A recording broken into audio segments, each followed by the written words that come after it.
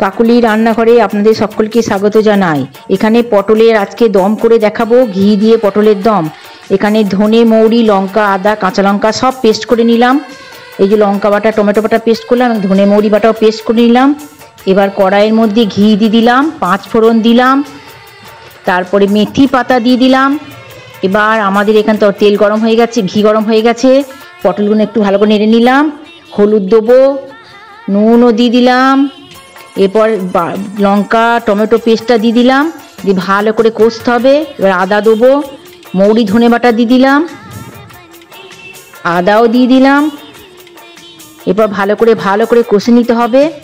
একটু সামান্য হিং দিয়ে দেবো, আপনারা হিং না দিতেও পারেন।